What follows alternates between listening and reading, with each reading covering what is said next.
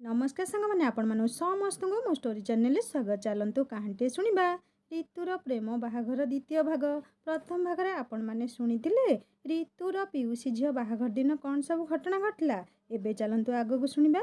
से रविर एते साहस, छी केते बदमाश पिला। ऋतु पुणी अधिक कांदीबाकू लगिला। पिंटूर माँ ऋतुर मुंडरे हाथ लगे कहले, हौ हौ तू कांदेनी रे माँ, तोर किछि क्षति हैनी, सेटा बड़ कथा। ठीक समय पिंटूर निद भांगीगला, नहले कौन होता। हे भगवान, से पिलाटा एते सांघातिक। धीरे धीरे घरर सबु सदस्य माने उठिले। रवि बहुत भयरे थाए, कारण से जानिथिला जे ऋतु हुए तो डर किछि कहबनी, किंतु पिंटू तो ताकू देखिछि ना, तेणु से सकाळु सकाळु निज घर को फेरी जीवाकू बाहरिला। जरूरी कामर मिछ बाहाना करी ता नानी को कहला सेई संगे संगे घर को जीवाकू। ता नानी व्यस्त हेबा परी कहले, कौन एमिति जरूरी काम जे सकाळु जीवाकू बाहरिछु, टिके बेळ हेइगले खाई पी जीवु।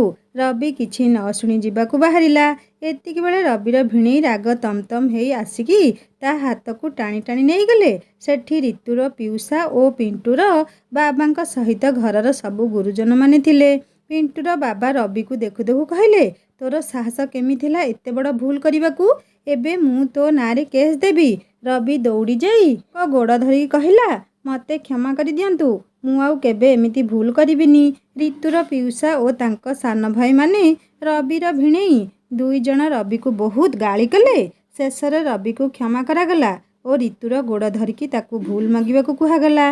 रवि बहु डरी जाइथिला, तेणु सबु किछि चुपचाप सबु शुणिकी सहीगला। ऋतुर पाद को धरिकी भूल भी मागिला। रवि भूल मागिया परे किछि मात्रा ऋतु को ठीक लगिला। से जो अपमान बोधर जंत्रणा जलुला से जंत्रणा कमिबाकू लगिला। रवि निज घर को फेरीगला। ऋतुर जेजेमा भी ऋतु को नहीं घर को फेरी आसिबाकू चाहिए, किंतु ता परदिन पहिली रज। से दिन मीना और ता स्वामी घर को बुलिबाकू आसिबे, तेणु समस्ते तांको आउ 2 दिन रहिबाकू बाध्य कले।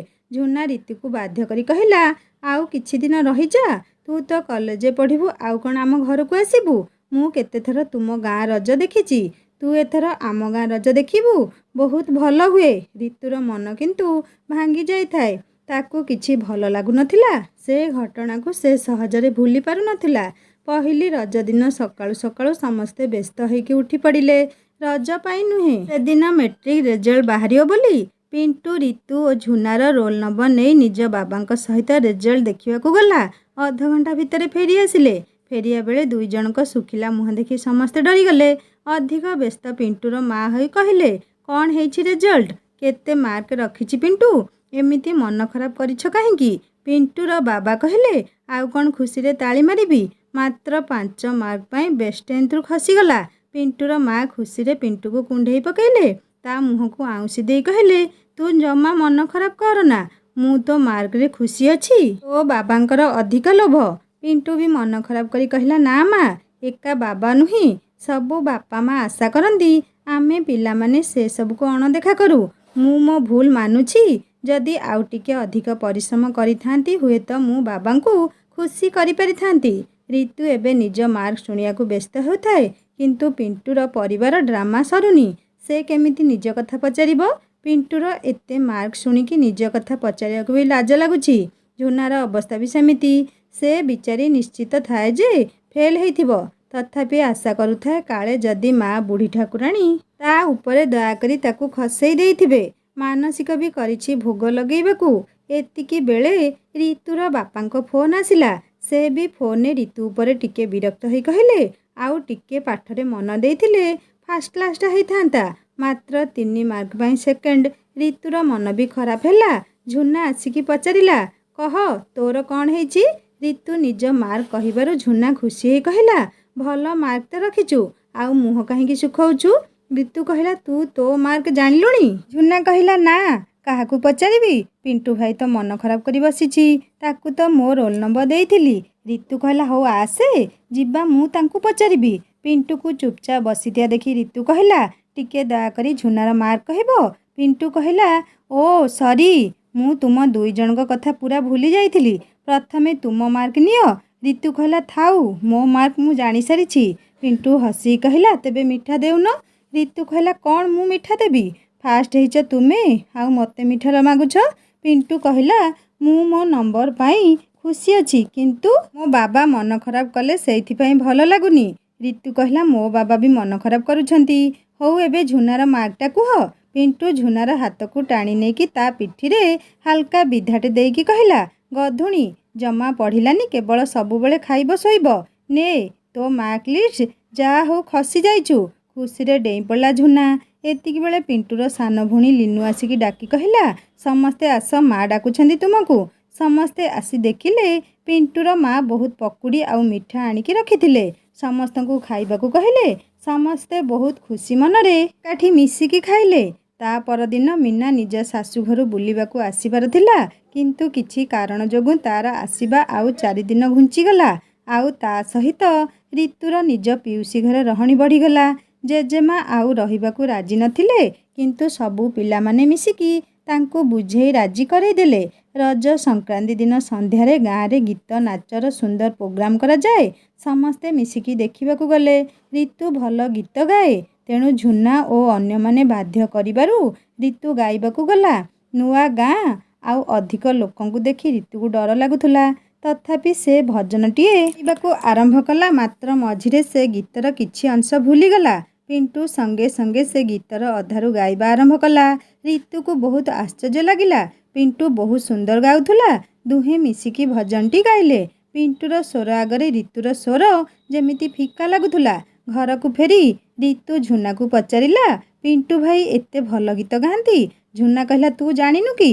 ସେ ତ ସବୁ ବର୍ଷ ରଜ ଛୁଟିରେ ଆମ ଗାଁକୁ ଆସିଲେ ଗୀତ ଗାଏ। ଆମ ଗାଁ ସାରା ଲୋକ ଜାଣନ୍ତି ସେ ଭଲ ଗୀତ ଗାଏ ବୋଲି। ଭାରି ଈର୍ଷା ଆସୁଥାଏ ରିତୁ ମନରେ। ଭଗବାନ କ'ଣ ସବୁ ଗୁଣ ଏଇ ପିଣ୍ଟୁ ଭାଇ ପାଖରେ ଦେଇଛନ୍ତି? ଏତେ ଭଲ ପାଠ ପଢ଼ୁଛନ୍ତି ଆଉ ଏତେ ସୁନ୍ଦର ଗୀତ ବି ଗାଉଛନ୍ତି। ପିଣ୍ଟୁ ଆସିକି ପାଖରେ ବସି କହିଲା, କ'ଣ ସେତେବେଳୁ ମୋ ସହିତ କଥା ହେଉନ? ତୁମ ସହିତ ଗୀତ ଗାଇଲି ବୋଲି ରାଗିଛ କି? ରିତୁ କହିଲା, ନା ନା, ତୁମେ ଯଦି ନ ଗାଇଥାନ୍ତ ମୁଁ ତ ଅପମାନିତ ହେଇଥାନ୍ତି। ପିଣ୍ଟୁ କହିଲା, ଭୟରେ ବେଳେବେଳେ ସେମିତି ହେଇଯାଏ, ତଥାପି ତୁମେ ସୁନ୍ଦର ଗାଇଛ। ରିତୁ କହିଲା, କାହିଁକି ମିଛ ପ୍ରଶଂସା କରୁଛ? ତୁମ ସ୍ୱର ପାଖରେ ମୁଁ କିଛି ନୁହେଁ। ପିଣ୍ଟୁ କହିଲା, ଅନେକ ଅନେକ ଧନ୍ୟବାଦ ଏତେ ବଡ଼ ପ୍ରଶଂସା ପାଇଁ। ଛୋଟବେଳେ ଗୀତ ଶିଖୁଥିଲି, ଆଉ ଶିଖୁନି, କିନ୍ତୁ ଗାଇବାକୁ ଭଲ ଲାଗେ। ତୁ କହିଲା, ଗୀତକୁ ନେଇ ଆଗକୁ କିଛି ପ୍ଲାନ୍ ଅଛି? ପିଣ୍ଟୁ କହିଲା, ନା ଜମା ନୁହେଁ। ମୋତେ ମୋ ବାବାଙ୍କ ସ୍ୱପ୍ନ ସତ କରିବାର ଅଛି। ଗୀତ କେବଳ ମୋ ନିଜର ମନ ଖୁସି ପାଇଁ ଗାଇବି, କିନ୍ତୁ ସେସବୁ ଲାଇନ୍ଠୁ ମୁଁ ଦୂରେଇ ରହିବି। କଥାବାର୍ତ୍ତା ପରେ ସମସ୍ତେ ମିଶିକି ଖିଆପିଆ ସାରି ଶୋଇବାକୁ ଗଲେ। ସେଦିନ ରାତିରେ ରିତୁର ଋତୁସ୍ରାବ ହେଲା। ଋତୁସ୍ରାବ ରିତୁ ପାଇଁ ଯେମିତି ଯମ ଯନ୍ତ୍ରଣା ସହିତ ସମାନ। ସେ ସେଇ କେଇଦିନ ଭଗବାନଙ୍କୁ ବହୁତ ଗାଳି କରେ। କାହିଁକି ଭଗବାନ ଝିଅମାନଙ୍କୁ ଏମିତି କଷ୍ଟ ଦେଇଛନ୍ତି? ପିରିୟଡ଼ ଦ୍ୱିତୀୟ ଦିନ ରିତୁର ଅଧିକ ରକ୍ତସ୍ରାବ ସହିତ ବହୁତ ପେଟ ଯନ୍ତ୍ରଣା ହୁଏ।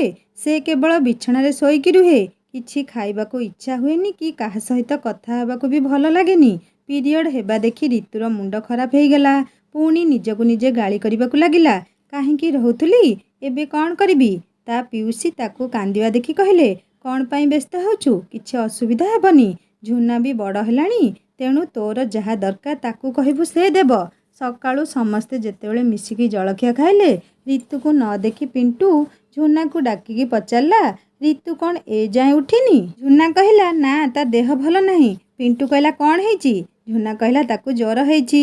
ପିଣ୍ଟୁକୁ ବ୍ୟସ୍ତ ଲାଗିଲା। ସେ ରିତୁ ଶୋଇଥିବା ଘର ଭିତରକୁ ଗଲା। ସେତେବେଳେ ରିତୁର ପିଉସୀମାନେ ପିଣ୍ଟୁର ମାଇଁ ରିତୁକୁ କିଛି ଖାଇବା ପାଇଁ ବାଧ୍ୟ କରୁଥିଲେ। ରିତୁ ବଡ଼ ବ୍ୟସ୍ତ ହେଇକି କହୁଥିଲା, ନା ଅପା, ମୁଁ ଜମାରୁ କିଛି ଖାଇବିନି। ଖାଇବା ମାତ୍ରେ ମୋର ବାନ୍ତି ହେବ। ପେଟ କାଟିବା ନ କମିବା ଯାଏଁ ମୁଁ କିଛି ଖାଇବିନି। ପିଣ୍ଟୁ ଭାବିଲା, ଝୁନା ତ କହିଲା ଜ୍ୱର ହେଇଛି, ଇଏ କ'ଣ ପେଟ କାଟିବା କଥା କହୁଛନ୍ତି? କ'ଣ ହେଇଛି? ରିତୁର ପିଉସୀ ଯିବା ପରେ ପିଣ୍ଟୁ ଯାଇକି ପଚାରିଲା, ତମର କ'ଣ ହେଇଛି? ଏତେ ଡେରି ଯାଏଁ ଶୋଇଛ ଯେ? ରିତୁର ମୁଣ୍ଡ ଖରାପ, କ'ଣ କହିବ? ବାଧ୍ୟ ହୋଇକି କହିଲା, ମୋତେ ଜ୍ୱର ହେଇଛି। ପିଣ୍ଟୁ ପୁଣି ପଚାରିଲା, ତୁମେ ଏବେ ମାଇଁକୁ କହୁଥିଲ ତୁମ ପେଟ କାଟୁଛି ବୋଲି? ରିତୁ ମୁହଁକୁ ବୁଲେଇ ନେଇ କହିଲା, ମୋତେ ଭଲ ଲାଗୁନି, ବାସ୍ ତୁମେ ଯାଅ ଏଠୁ। ପିଣ୍ଟୁ ଆଉ କିଛି ନ କହି ପଳେଇଲା। ରିତୁ ମନେ ମନେ ଚିଡ଼ିକି କହିଲା, ଭଗବାନ ତ ଆମ ନାରୀମାନଙ୍କୁ ଏମିତି ଲଜ୍ଜା ଦେଇଛନ୍ତି, ଆଉ କହିବୁ କାହାକୁ? ଏ କଷ୍ଟ, ଏ ଯନ୍ତ୍ରଣାକୁ ଆମେ ସହିବାକୁ ବାଧ୍ୟ।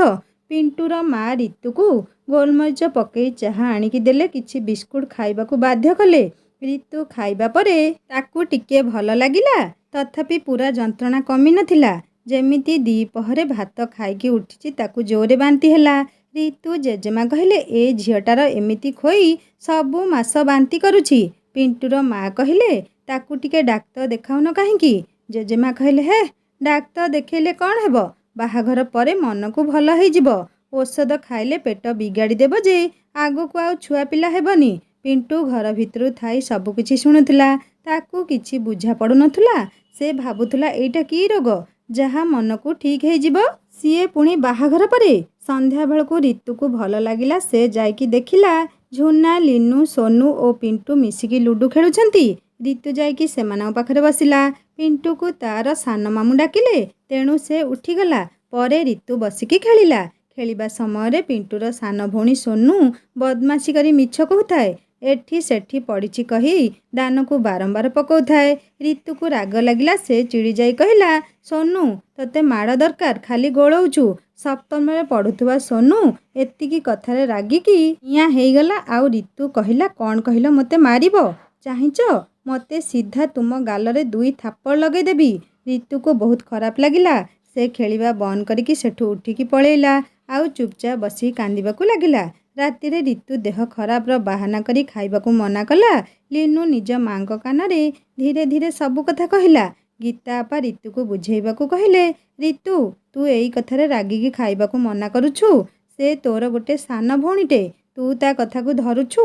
ପିଣ୍ଟୁ ଏସବୁ ଶୁଣିବା ପରେ ସୋନୁକୁ କହିଲା, ଯା, ରିତୁକୁ ସରି କହିବୁ। ସୋନୁ କହିଲା, କ'ଣ ପାଇଁ?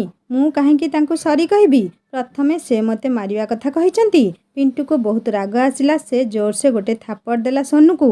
ଆଉ ରାଗିକି ଗାଳି କରି କହିଲା, ସେ ତୋଠୁ ବୟସରେ ବଡ଼, ଆଉ ସମ୍ପର୍କରେ ବି।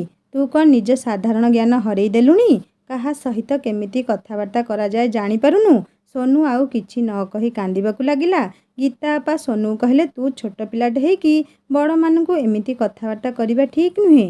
ରିତୁ ବି କେତେ ମନ ଖରାପ କରୁଛି ନା।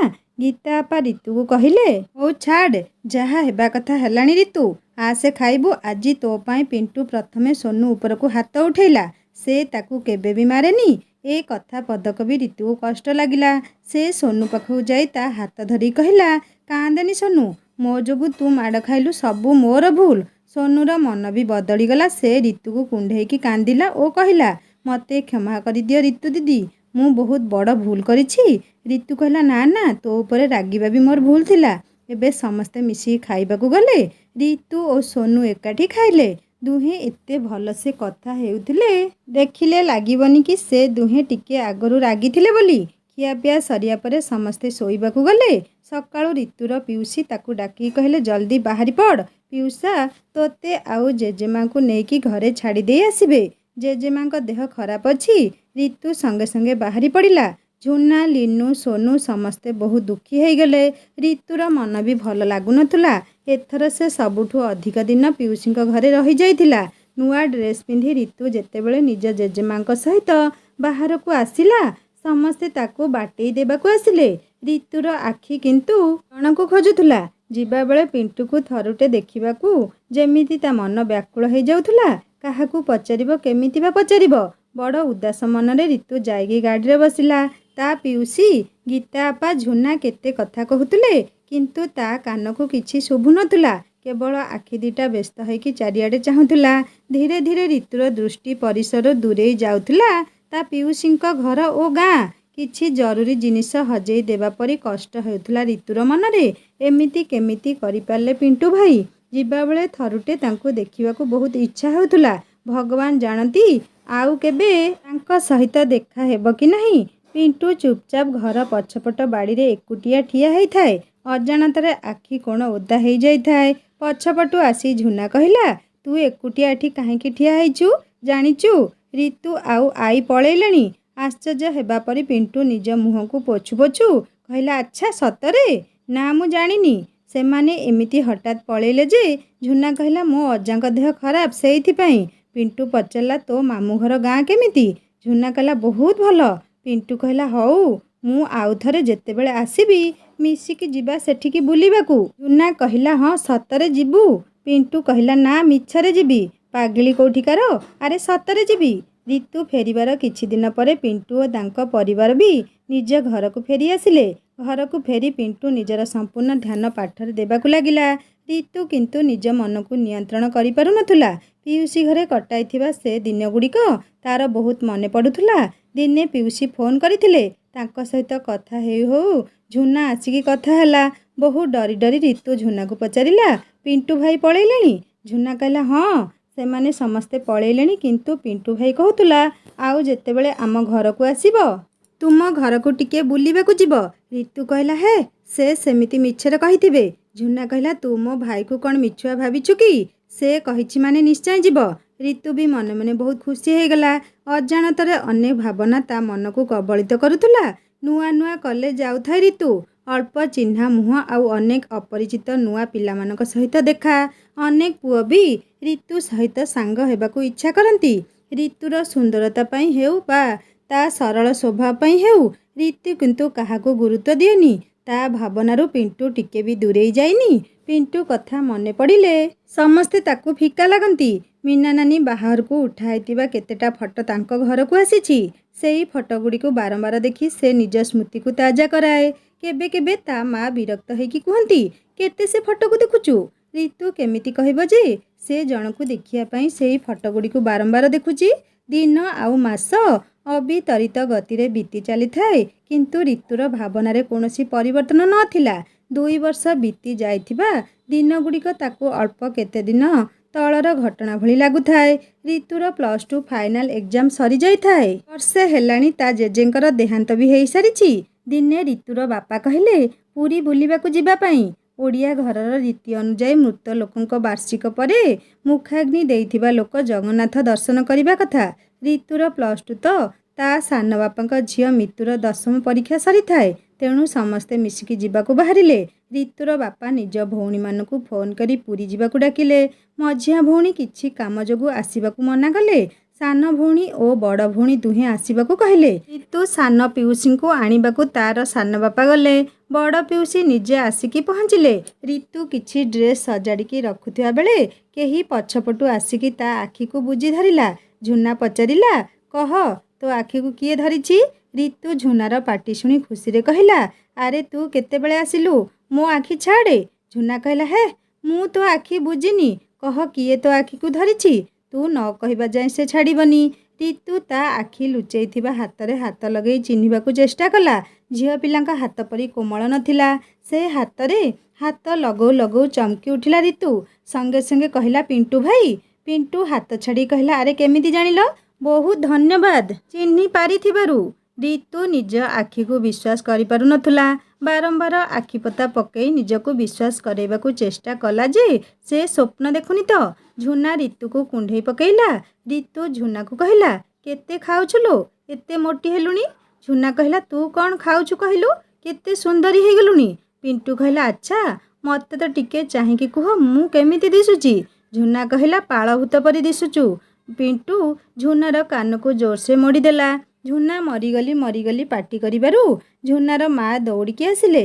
3 ଜଣଙ୍କୁ ଚାହିଁ କହିଲେ, ବଡ଼ ପିଲା ହେଲଣି, ଏମିତି କ'ଣ ହେଉଛ? ଖାଇବ ଚାଲ। ମାଇଁ ଖାଇବା ବାଢ଼ିଲେଣି। ଝୁନା ତା ମାଙ୍କ ସହିତ ଗଲା। ତା ପଛରେ ରିତୁ ଓ ପିଣ୍ଟୁ। ପିଣ୍ଟୁ ରିତୁକୁ ଚାହିଁ ଧୀରେ ପଚାରିଲା, ଝୁନାର କଥାଟା ତୁମକୁ ପସନ୍ଦ ଆସିଲା ବୋଧେ? ସେଇଥିପାଇଁ ଏତେ ଜୋରରେ ହସୁଥିଲ? ରିତୁ କହିଲା, ଆରେ ନା ନା, ମୁଁ ତ ମଜାରେ ହସୁଥିଲି। ପିଣ୍ଟୁ କହିଲା, କେଜାଣି, ହୁଏତ ତୁମକୁ ବି ମୁଁ ସେମିତି ଦିଶୁଥିବି। ରିତୁ ତଳକୁ ମୁହଁ କରିକି କହିଲା, ଚେହେରାରୁ କ'ଣ ଅଛି? ଯାହା ପ୍ରତି ଯାହା ମନରେ ଭଲ ଭାବନା ଥିବ ସେ ତାକୁ ନିଶ୍ଚୟ ସୁନ୍ଦର ଦିଶିବ। ପିଣ୍ଟୁ କହିଲା, ଆରେ ବାବାରେ, କେତେ ବୁଦ୍ଧି ହେଇଗଲାଣି। ସୁନ୍ଦର ପ୍ରବଚନ ଦେଉଛ। ସମସ୍ତେ ଏବେ ଖାଇବା ପାଇଁ ବସିଲେ। ସବୁ ଖାଦ୍ୟ ପିଣ୍ଟୁର ପସନ୍ଦ ଆସୁଥିଲା। ରିତୁର ମା ଓ ସାନମା ଦୁହେଁ ପିଣ୍ଟୁକୁ ବହୁତ ଆଦର କରୁଥିଲେ। ଖାଇବା ସରିବା ପରେ ରିତୁ, ଝୁନା ଓ ପିଣ୍ଟୁ 3 ଜଣ ବସି କଥା ହେଉଥିଲେ। ରିତୁର ସାନ ବାପାଙ୍କ ଝିଅ ମିତୁ ଆସିକି ବସିଲା। ସେ ପିଣ୍ଟୁକୁ +2 ସାଇନ୍ସ ସବଜେକ୍ଟ ଉପରେ କିଛି ପଚାରି ବୁଝିବାକୁ ଚାହିଁଲା। ପିଣ୍ଟୁ ସବୁ କିଛି ଭଲସେ ବୁଝେଇକି କହିଲା। ମିତୁର ପ୍ରଶ୍ନ କିନ୍ତୁ ସରୁ ନଥିଲା। ସେ ବାରମ୍ବାର ଅନେକ ପ୍ରଶ୍ନ କରୁଥିଲା। ତା ଭିତରୁ କିଛି ନିହାତି ଅନାବଶ୍ୟକ ଥିଲା। ପିଣ୍ଟୁ କହିଲା, ତୁ ଏମିତି ବ୍ୟସ୍ତ ହଅନି। ଆଗେ ତୋ ରେଜଲ୍ଟ ଆସିଯାଉ, ତାପରେ ତୁ ଚିନ୍ତା କରିବୁ କ'ଣ ପଢ଼ିବୁ ଆଉ କୋଉ କୋଉ ବିଷୟ ନେବୁ। ମିତୁ ସେଠୁ ଉଠିକି ପଳେଇଲା। ରିତୁ ପିଣ୍ଟୁକୁ ଲିନୁ ଆଉ ମିନୁଙ୍କ ବିଷୟରେ ପଚାରିଲା। ପିଣ୍ଟୁ କହିଲା, ଲିନୁ ବି ଏଥର 10th ଏକ୍ଜାମ୍ ଦେଇଛି। ଆମେ ମିଶିକି ମାମୁଁ ଘରକୁ ଆସିଛୁ। ସେମାନେ ସମସ୍ତେ ମାମୁଁ ଘରେ ଅଛନ୍ତି। ମାଇଁ ମୋତେ ଆସିବାକୁ ଡାକିଲେ, ସେଇଥିପାଇଁ ମୁଁ ଚାଲି ଆସିଲି। ରିତୁ କହିଲା, ଭଲ କରିଛ, ନହେଲେ ଜଣା ନାହିଁ ଆଉ କେବେ ତୁମ ସହିତ ଦେଖା ହେଇଥାନ୍ତା। ଚାହୁଁ ଚାହୁଁ ମୀନା ନାନୀର ବାହାଘରକୁ 2 ବର୍ଷ ପୂରିଗଲାଣି। ପିଣ୍ଟୁ ଝୁନାକୁ ଚାହିଁ କହିଲା, ଗଲୁ ଗୋଟେ ବୋତଲ ପାଣି ଆଣିବୁ। ଝୁନା ଯିବା ପରେ ପିଣ୍ଟୁ ରିତୁକୁ ଚାହିଁ ପଚାରିଲା, ସତରେ ମୋ ସହିତ ଦେଖା କରିବାକୁ ଇଚ୍ଛା ହୁଏ ତୁମର? ପିଣ୍ଟୁର ଆଖି କେମିତି ଅଲଗା ପ୍ରକାର ଦେଖାଗଲା ରିତୁକୁ। ରିତୁ ନୀରବ ରହି ମନେ ମନେ କହୁଥାଏ, ସବୁଥିରେ ଓସ୍ତାଦ। କେମିତି ବାହାନା ବନେଇ ଝୁନାକୁ ଉଠେଇ ଦେଇ ମୋତେ ଅଜବ ପ୍ରଶ୍ନ କରୁଛନ୍ତି। ରିତୁ ଉତ୍ତର ନ କହିଲେ ବି ପିଣ୍ଟୁ ସବୁ କିଛି ବୁଝିପାରୁଥିଲା। ତା ମନେ ମନେ ଯେମିତି ତାର ରିତୁ ଉପରେ ଅଧିକାର ଆସିଯାଇଥିଲା। ସେ ବିନା ସଂକୋଚରେ ରିତୁର ହାତକୁ ଧରିକି ପଚାରିଲା, ତୁମକୁ ମୋ ରାଣ, ସତ କୁହ, ତୁମର ମୋ କଥା ମନେ ପଡ଼େ? ପିଣ୍ଟୁ ବିନା ସଂକୋଚରେ ରିତୁର ହାତକୁ ଧରିକି ପଚାରିଲା, ତୁମକୁ ମୋ ରାଣ, ସତ କୁହ, ତୁମର ମୋ କଥା ମନେ ପଡ଼େ? ବଡ଼ ଅସୁବିଧାରେ ପଡ଼ିବା ପରି ନିରୀହ ଚାହାଣୀରେ ଚାହିଁଥିଲା ରିତୁ। ମିତୁ ଧପ୍ କିନା ଆସି ପିଣ୍ଟୁର ହାତକୁ ଧରି ନେଇ କହିଲା, ଆସିଲ ପିଣ୍ଟୁ ଭାଇ, ତୁମକୁ ମୋ ମାମା ଡାକୁଛି, କ'ଣ କଥା ହେବ ବୋଲି। ନିରୁପାୟ ହେଇକି ପିଣ୍ଟୁ ମିତୁ ସହିତ ଆସିଲା। ଝୁନା ଏତିକି ବେଳେ ପାଣି ବୋତଲ ନେଇକି ଆସିକି ରିତୁକୁ ପଚାରିଲା, ପିଣ୍ଟୁ ଭାଇ କାହିଁ? ରିତୁ କହିଲା, ମିତୁ ଡାକିକି ନେଇଛି, ସାନମା ଡାକିଲେ। ଝୁନା କହିଲା, ସାନମାଇଁ ଡାକୁଛନ୍ତି ନା, ଏ ମିତୁ ମିଛରେ ଡାକିକି ନେଇଛି। ଏ ମିତୁର କ'ଣ ହେଇଛି? ଇଏ କ'ଣ ପିଣ୍ଟୁ ଭାଇ ଆସିବାଠୁ ତା ପିଛା ଛାଡ଼ୁନି? ଝିଅ 10ମ ପରୀକ୍ଷା ଦେଉ ଦେଉ ତ ଏତିକି ଫୁଲିଲାଣି। କଲେଜ ଗଲେ ଆଉ ଇନ୍ଦ୍ରଚନ୍ଦ୍ର ମାନିବନି। କିଛି ସମୟ ପରେ ଝୁନା ପିଣ୍ଟୁକୁ ଡାକିବାକୁ ଗଲା। ପିଣ୍ଟୁ ସହିତ ମିତୁର ମା ଓ ମିତୁ ଦୁହେଁ କଥା ହେଉଥିଲେ। ଝୁନା ଯାଇକି କହିଲା, ପିଣ୍ଟୁ ଭାଇ, ଗୀତା ଆପା ଫୋନ୍ କରିଛି, ଆସେ। ପିଣ୍ଟୁ ସଙ୍ଗେ ସଙ୍ଗେ ଉଠିକି ଆସିକି ପଚାରିଲା, କାଇଁ ଫୋନ୍? ଝୁନା କହିଲା, ମା କଥା ହେଉଛି, ତୁ ଆସେ। ତାପରେ ଝୁନା କହିଲା, ଆରେ ବୋକା, ତତେ ସେଠୁ ଡାକିବା ପାଇଁ ମିଛ କହିଲି। ପିଣ୍ଟୁ କହିଲା, ଆରେ ଗଧି, ତୋର ଏତେ ବୁଦ୍ଧି, ଭଲ କରିଛୁ। ମିଛଟାରେ ମୋତେ ବସେଇକି ଏଣୁତେଣୁ ପଚାରୁଛନ୍ତି। ଏ ମିତୁ ବୋଧେ ବହୁତ ଭଲ ପାଠ ପଢ଼େ, ସେଇଥିପାଇଁ ତା ମା ବ୍ୟସ୍ତ ହେଉଛନ୍ତି। ଝୁନା କହିଲା, ନା ମ, ଭଲ ନା ଛତୁ, ସେ ମା ଝିଅ 2 ଜଣ ଯାକ ଭାରି ଫୁଲେଇ। ଏବେ ଝୁନା, ରିତୁ ଓ ପିଣ୍ଟୁ 3 ଜଣ ଏକାଠି ବସି ବହୁତ ସମୟ କଥା ହେଲେ। ପୁରା ରାତିରୁ ଉଠିକି ସମସ୍ତେ ନିଜ ନିଜର ନିତ୍ୟକର୍ମ ସାରି ପୁରୀ ଯିବାକୁ ବାହାରି ପଡ଼ିଲେ। ପାଖାପାଖି 8ଟା ବେଳକୁ ଗାଡ଼ି ପୁରୀରେ ପହଞ୍ଚିଲା। ପ୍ରଥମେ ସମୁଦ୍ର କୂଳକୁ ଗଲେ। ସେଠି ଗାଧୁଆ ସାରି ଶ୍ରୀମନ୍ଦିର ପାଖକୁ ଆସିଲେ। ସେଦିନ ମନ୍ଦିର ବହୁତ ଭିଡ଼ ଥିଲା। ରୀତା ଓ ମିତୁର ସାନ ଭାଇ 2 ଜଣଙ୍କୁ ବହୁତ ଭୋକ ଲାଗୁଥିଲା। ସେମାନେ ଖାଇବାକୁ ଜିଦି ଲଗେଇଲେ। ମିତୁର ବାପା କହିଲେ, ଚାଲ ଗୋଟେ ହୋଟେଲରେ କିଛି ଜଳଖିଆ ଖାଇଦେବା, ତାପରେ ମନ୍ଦିର ଭିତରକୁ ଯିବା। ଏତେ ଭିଡ଼ ଭିତରେ ମନ୍ଦିରକୁ ଯାଇ ଦର୍ଶନ ସାରି ବାହାରିବାକୁ ବହୁତ ଡେରି ହେବ। ଛୋଟ ପିଲାଗୁଡ଼ା ଭୋକ ସହିପାରିବେନି। ସମସ୍ତେ ଖାଇବାକୁ ରାଜି ହେଇଗଲେ, କିନ୍ତୁ ରିତୁ କହିଲା, ନା, ମୁଁ ଖାଇବିନି। ସାମ୍ନାରେ ଶ୍ରୀମନ୍ଦିର, ମୁଁ ଜଗନ୍ନାଥଙ୍କୁ ଦର୍ଶନ ନ କରି କେମିତି ଖାଇବି? ରିତୁର ମା କହିଲେ, ତୁ ଛୁଆଟେ, ତୋର ଏତେ ନିଷ୍ଠା ଆବଶ୍ୟକ ନାହିଁ। ବରଂ ମୁଁ ଖାଇବିନି, ତୁ ଖାଇଦେ। ରିତୁ ଟିକେ ରାଗି କହିଲା, ଯଦି ଏମାନଙ୍କୁ ଏତେ ଭୋକ ଲାଗୁଛି, ତେବେ ସମୁଦ୍ର କୂଳରେ ଏତେ ଡେରି ଯାଏଁ ଗାଧେଇବା କ'ଣ ଦରକାର ଥିଲା? ତୁମେ ଯାଅ, ସମସ୍ତେ ଖାଇବ, ମୁଁ କିନ୍ତୁ ଖାଇବିନି। ସମସ୍ତେ ସେଇ ପାଖରେ ଥିବା ହୋଟେଲକୁ ଗଲେ ଏବଂ ଖାଇଲେ। ରିତୁ ଯାଇକି ତା ବାପାଙ୍କୁ କହିଲା, ବାପା, ସେମାନେ ଖାଉଥାନ୍ତୁ, ଚାଲୁନ ତୁମେ, ମା ଆଉ ମୁଁ ଆଗେ ଯାଇକି ମନ୍ଦିର ବୁଲି ଆସିବା। ତା ବାପା କହିଲେ, ନା ନା, ମୁଁ ସମସ୍ତଙ୍କୁ ନେଇକି ଯିବି। ତୁ ଅଧିକ ସମୟ ଉପାସ ନ ରହି କ'ଣ ଟିକେ ଖାଇଦେ। ରିତୁ ମନା କରି କହିଲା, ନା, ମୁଁ ଦିଅଁ ଦର୍ଶନ ନ କରି ଖାଇବିନି। ବାପା, ମୁଁ ସାନ ବାପାଙ୍କ ସହିତ ଯିବି କି? ତା ବାପା କହିଲେ, ହଉ, ଯଦି ସେ ତୋତେ ନେଇକି ଯିବ ତେବେ ଯା। ରିତୁର ସାନ ବାପା ସେତେବେଳେ ରହିବା ପାଇଁ ଘର ଠିକ୍ କରିବାକୁ ଯାଇଥିଲେ। ରିତୁ ଆଉ କାହାକୁ କିଛି ନ କହି ମନ ଦୁଃଖରେ ଠିଆ ହେଇଥିଲା। ସେ ଦେଖୁଥିଲା ଧୀରେ ଧୀରେ ଗହଳି ବଢ଼ୁଥିଲା। ଆହୁରି ଡେରି ହେଲେ ଆହୁରି ଭିଡ଼ ବଢ଼ିବ। ଠାକୁରଙ୍କୁ ଭଲସେ ଦେଖି ହେବନି। ପିଣ୍ଟୁ ଆସିକି ପଚାରିଲା, ତୁମେ ଖାଇବନି? ରିତୁ କହିଲା, ନା। ପିଣ୍ଟୁ ଆଗରୁ ଶୁଣି ସାରିଥିଲା ଯେ ରିତୁ ଦିଅଁ ଦର୍ଶନ ନ କରି ଖାଇବନି ବୋଲି ଜିଦି କରୁଛି। ପିଣ୍ଟୁ ରିତୁର ମାଙ୍କୁ କହିଲା, ମାଇଁ, ମୁଁ ଆଉ ରିତୁ ମନ୍ଦିର ଯାଇପାରିବୁ କି? ରିତୁର ମା କହିଲେ, ହଉ, ଜଲ୍ଦି ଯାଇକି ଫେରି ଆସିବ। ରିତୁର ମନ ବହୁତ ଖୁସି ହେଇଗଲା। ମନ୍ଦିର ପାହାଚ ଉପରେ ରିତୁ ଯେମିତି ଦୌଡ଼ିବାକୁ ଲାଗିଲା। ପିଣ୍ଟୁ ବି ତା ପଛେ ପଛେ ବ୍ୟସ୍ତ ହୋଇକି ଯାଇ ତା ହାତକୁ ଟାଣି ଧରିକି କହିଲା, ଏଇ, ତୁମକୁ ମନ୍ଦିରକୁ ଆସିବାର ଅନୁମତି ମୋ ଯୋଗୁଁ ମିଳିଲା। କ'ଣ ଏମିତି ମୋତେ ଅଣଦେଖା କରିକି ଆଗେ ଆଗେ ଯାଉଛ? ରିତୁ କହିଲା, ତୁମେ ଚିନ୍ତା କରିପାରିବନି, ମୁଁ ସତରେ କେତେ ଖୁସି। ପୁରା 5 ବର୍ଷ ପରେ ଆଜି ଆସିବାର ସୁଯୋଗ ମିଳିଲା। ପିଣ୍ଟୁ କହିଲା, ଖୁସିରେ ଭୋଳି ହେଇକି ଯୋଉ ଦୌଡ଼ୁଛ, ଭିଡ଼ ଭିତରେ ହଜିଯିବ ଯେ, ବାଟ ଖୋଜିକି ପାଇବ ତ? ରିତୁ ଟିକେ ଶଙ୍କିଗଲା ପରି ଚାହିଁଲା। ପିଣ୍ଟୁ ପଚାରିଲା, କ'ଣ ଡର ଲାଗୁଛି କି? ହଉ, ଏବେ ମୋ ସହିତ ଆସ। ପିଣ୍ଟୁ ରିତୁର ହାତକୁ ଧରିକି ମନ୍ଦିରକୁ ଗଲା। ଦୁହେଁ ଭଲ ଭାବରେ ଠାକୁରଙ୍କୁ ଦର୍ଶନ କଲେ। କିଛି ସମୟ ଦାରୁମୂର୍ତ୍ତିଙ୍କୁ ଚାହିଁ ରହି ଦିବ୍ୟ ଦର୍ଶନର ସୌଭାଗ୍ୟକୁ ଅନୁଭବ କରିବାକୁ ଲାଗିଲେ। ଜଗନ୍ନାଥଙ୍କୁ ଚାହିଁ ଚାହିଁ ରିତୁର ଆଖି ଛଳଛଳ ହେଇଗଲା। ପିଣ୍ଟୁ ବି ଦେଖିପାରିଲା ରିତୁ ଆଖିରୁ ଝରି ଆସୁଥିବା ଲୋତକ ଧାରାକୁ। ରିତୁର ଭକ୍ତି ଦେଖି ପିଣ୍ଟୁ ବି ଆନ୍ତରିକ ଖୁସି ଅନୁଭବ କଲା। ଦୁହେଁ ଦିଅ ଦର୍ଶନ ପରେ 22 ପାହାଚ ଉପରେ ବସି ରହି ଅନ୍ୟମାନଙ୍କୁ ଅପେକ୍ଷା କଲେ। ପିଣ୍ଟୁ ପଚାରିଲା, ରିତୁ, ଏମିତି କାନ୍ଦି କାନ୍ଦି ଠାକୁରଙ୍କୁ କ'ଣ ମାଗିଲ? ରିତୁ କହିଲା, ସେଇଟା ସିକ୍ରେଟ୍, କହିବି କେମିତି? ପିଣ୍ଟୁ କହିଲା, ମୁଁ କିନ୍ତୁ କହିଦେବି ମୁଁ କ'ଣ ମାଗିଛି। ମୁଁ ମାଗିଲି, ଠାକୁରେ, ରିତୁକୁ ଗୋଟେ ସୁନ୍ଦର ବର ଦିଅ, ଯିଏ ରିତୁକୁ ବହୁତ ଖୁସିରେ ରଖିବ। ରିତୁ ମନ ଦୁଃଖ କରି କହିଲା, ତୁମେ ଯାହା ମାଗିଛ ପୂରା ହେବନି। ତୁମେ କହିଦେଲ କାହିଁକି? ଜାଣିନ, ମାନସିକ କହିଦେଲେ ପୂରା ହୁଏନି। ପିଣ୍ଟୁ କହିଲା, ମୁଁ ଠାକୁରଙ୍କୁ ବିଶ୍ୱାସ କରେ, କିନ୍ତୁ ଏତେ ସବୁ ଅନ୍ଧବିଶ୍ୱାସକୁ ନୁହେଁ। ରିତୁର ପରିବାର ଲୋକେ ଆସିକି ପହଞ୍ଚିଗଲେ। ରିତୁ ଦେଖୁ ଦେଖୁ ତା ବାପା କହିଲେ, ତୁମେ 2 ଜଣ ଯାଇକି କ'ଣ ଖାଇନିଅ, ଆମେ ଠାକୁର ଦର୍ଶନ ସାରିକି ଆସୁଛୁ। ପିଣ୍ଟୁ ଓ ରିତୁ ଏବେ ବାହାରକୁ ଆସିଲେ ଖାଇବା ପାଇଁ। ଠାକୁର ଦର୍ଶନ ପରେ ସମସ୍ତେ ଭଡ଼ା ଘରକୁ ଯାଇ ଟିକେ ଆରାମ କଲେ। ପୁଣି 4ଟା ବେଳକୁ ବୁଲିବାକୁ ବାହାରିଲେ। ସନ୍ଧ୍ୟାରେ ପୁଣି ସମୁଦ୍ର କୂଳକୁ ଗଲେ। ସେଠି ପଡ଼ିଥିବା ଛୋଟ ଛୋଟ ଦୋକାନରୁ କିଛି କିଛି ଜିନିଷ କିଣିଲେ।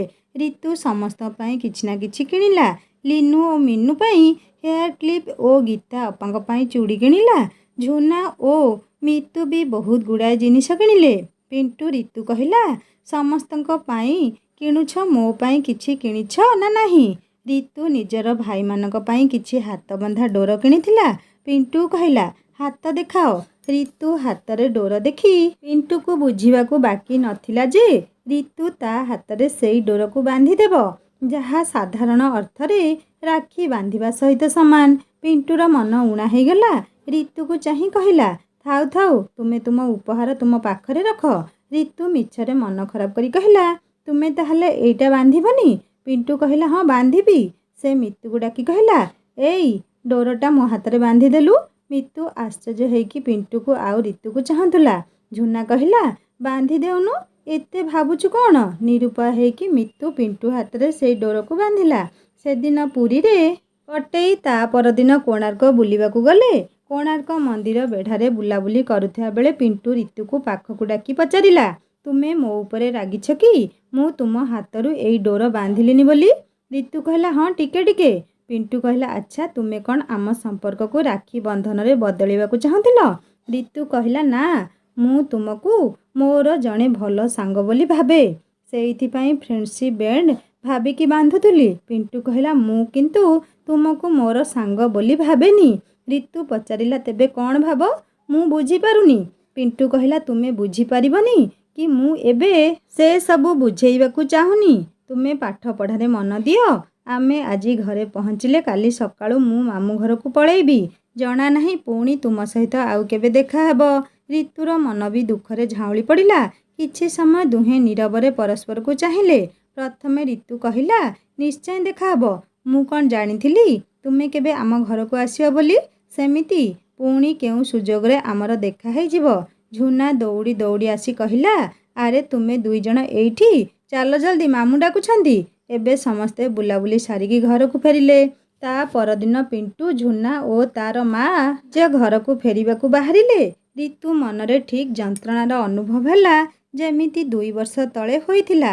ମୀନା ନାନୀର ବାହାଘର ପରେ ଘରକୁ ଫେରିବା ସମୟରେ ପିଣ୍ଟୁ ପରି ସେ ବି ଲୁଚିକି ବସି ରହିଲା ନିଜ ଶୋଇବା ଘରେ। ସାହସ ହେଲାନି ପିଣ୍ଟୁକୁ ଯିବା ସମୟରେ ଦେଖିବାକୁ। ପିଣ୍ଟୁ ଓ ଝୁନା ଦୁହେଁ ଆସିକି ତା ପାଖରେ ପହଞ୍ଚିଗଲେ। ରିତୁ ଆଖି ଲୁହରେ ଛଳଛଳ। ଝୁନା କୋଳେଇ ଧରିଲା ରିତୁକୁ। ଝୁନା ଆଖିରେ ବି ଲୁହ ଆସିଯାଇଥିଲା। ଏଇ ସୁଯୋଗରେ ପିଣ୍ଟୁ ବି ନିଜ ଲୁହକୁ ଲୁଚେଇକି ପୋଛି ପକେଇଲା। ସେମାନେ ଫେରିଗଲେ ନିଜ ଘରକୁ। ରିତୁ ପୁଣି କିଛି ଦିନ ପାଇଁ ଭାବନା ଭିତରେ ବୁଡ଼ି ରହିଲା। ପିଣ୍ଟୁ ସହିତ ସେଇ 3 ଦିନର ସ୍ମୃତି ବି ତା ମନକୁ ଆନ୍ଦୋଳିତ କରିବାରେ ଲାଗିଲା।